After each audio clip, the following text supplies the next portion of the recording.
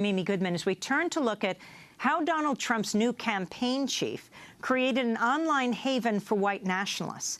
That's actually the headline of a new article in Mother Jones by investigative journalist Sarah Posner, who's closely followed right-wing movements for years. The piece looks at Trump's new campaign chief, Stephen Bannon, who until last week headed the right-wing website Breitbart Media. In her piece, Sarah Posner writes, quote, "By bringing on Stephen Bannon, Trump was signaling a wholehearted embrace of the alt-right, a once motley assemblage of anti-immigrant, anti-Muslim, ethno-nationalistic provocateurs who have coalesced behind Trump and curried the GOP nominee's favor on social media," unquote.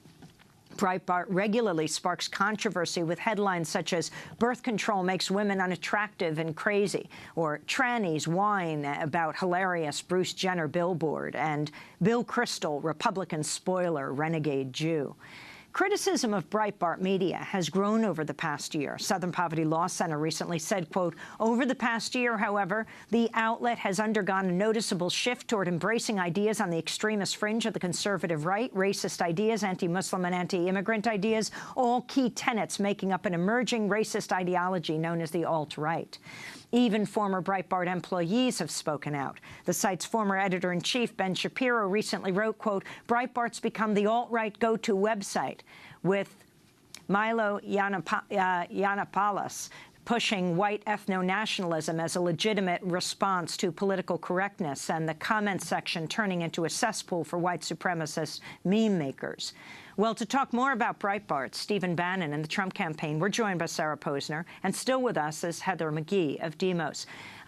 Sarah, welcome to Democracy Now! Why don't you start off and talk about what you found?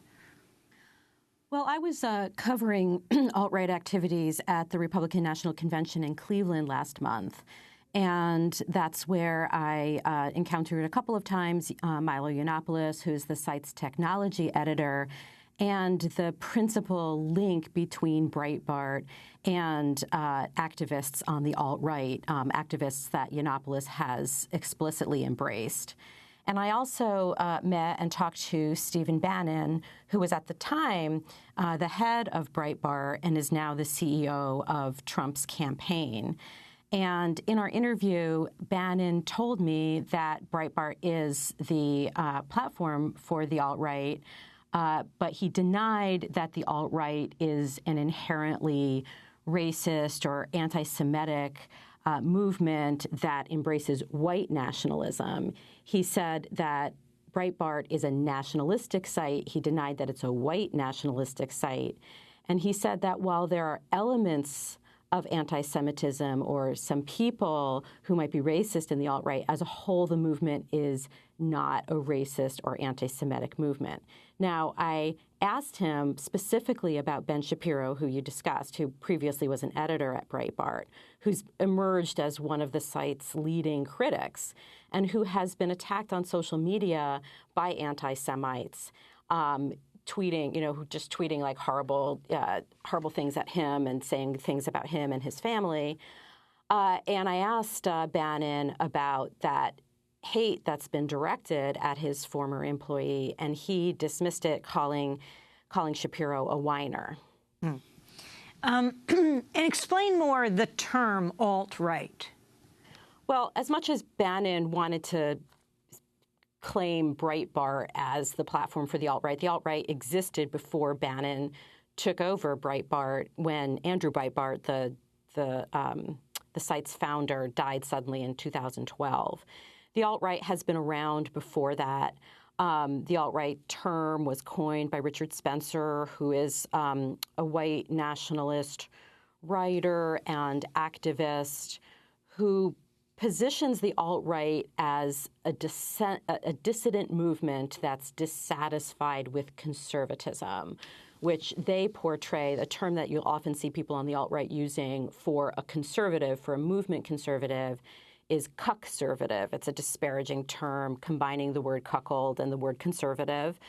And that is how they portray movement conservatives. And this is why they've been cheered by Trump's candidacy, because they see him as a candidate who's abandoned the traditional GOP, who scoffs at movement conservatism and, in fact, embraces their issues, is willing to talk about building a wall, who's willing to talk about race in the way that Trump talks about race, who's willing to break with GOP orthodoxy on trade deals.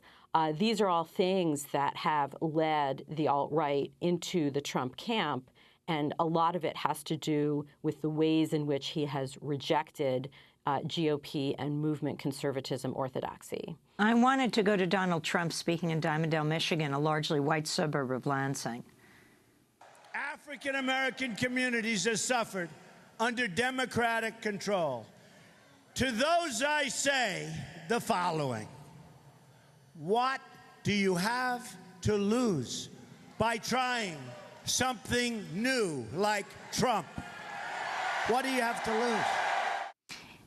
Donald Trump has been addressing the African-American community from the largely white, overwhelmingly white community he was in there in Michigan. And before that, when he spoke in West Bend, overwhelmingly white community, a suburb of Milwaukee. Heather McGhee, that question, what do you have to lose? You know, we've been clear, I think many of us in the African-American community, that Donald Trump was going to make an appeal to the black vote. He was very quick to attack Mexicans, Latinos, immigrants, very quick to attack Muslim Americans, but actually has been somewhat more reticent. And we have all been sort of anticipating this moment when he would try to divide and conquer among people of color and say to working-class black men, particularly, that immigrants are coming to take their jobs. You have to remember that Donald Trump, speaking of the alt-right, Donald Trump was the loudest and, as he has in many, with many racist ideas, the most effective mainstreamer of the idea that the first African-American president was not actually born here, is not a U.S. citizen, and therefore not a legitimate president. That's not something that the black community forgets. Donald Trump was a leader of the birther movement, exactly, going back years, yes, challenging Obama. We also don't forget that the way that he sort of burst onto the scene in New York was as a slumlord who was, forced to settle massive discrimination claims against African-American tenants. So Donald Trump has very little support in the African-American community. Some polls say it's 1%, some polls say it's 0%. And they understand what he is doing, even more importantly than what Donald Trump is. It's what he is doing to reinvigorate white supremacy in this country. Even if Donald Trump is defeated on Election Day, which I don't think is a given, right? Polls do not vote. We do not actually have Election Day by random dialing surveys. People do have to actually come out and vote, which is not necessarily a given right now. Even if he's defeated, the unmasking of American racism, the mainstreaming of these ideas is going to be with us the day after Election Day. The African-American community is very aware of that. Even Indiana governor, the vice presidential running mate of Donald Trump, is aware of this. He was being questioned on Fox by the Fox News host Ainsley Earhart about Donald Trump's claim that he could get to something like 95% of the African-American vote by 2020. Donald Trump is telling the African-American community, I am the guy for you, and he says by 2020 he's going to have 95% of the African-American support. Why are you laughing? Well, that's Donald Trump. So there is Governor Pence just laughing. So talk more, Sarah Posner, expanding on what Heather McGhee has said, about what Donald Trump is doing with this alt-right. Well, I think on the one hand, he's embraced the alt-right, either explicitly by hiring Bannon, obviously, but also implicitly. There's a lot of wink-wink at the alt-right, particularly in the way that Trump uses his Twitter account and some of his surrogates use their Twitter account. But I think at the same time, he's trying, and I think that this is completely going to be completely transparent, to the African-American community and to African-American voters, he's trying to pretend that he's got a strategy for reaching out to Black voters, and that he has a prayer of reaching out to Black voters. Let me interrupt and ask you something. Some are saying that this whole presidential election that he is involved with is actually a strategy for developing Trump TV, that he is consolidating a media leadership here with Bannon, with Roger Ailes, who is now forced out because of sexual harassment allegations by more than 20 women from Fox, and now reportedly advising Donald Trump. How significant is this possibility? Well, I'll just caveat my answer by saying I haven't done any independent reporting on the prospects of this media outlet. But if this is something that Trump does, in fact, have in mind, the fact that he's asking Roger Ailes for advice and was asking Roger Ailes, he was in regular contact with Roger Ailes even before Ailes was forced out of Fox over the sexual harassment lawsuit. And the fact that he's hired Bannon, and combine that with how throughout his campaign, Trump has been so disparaging of the mainstream media, the way he calls out individual reporters at his campaign events, calls on his rally attenders to turn around and scoff at and disparage the media that's covering the rally from a press pen. All of this points to, and also that how he talks about the unfairness of the way the media covers him, and almost setting the stage for blaming the media if he loses.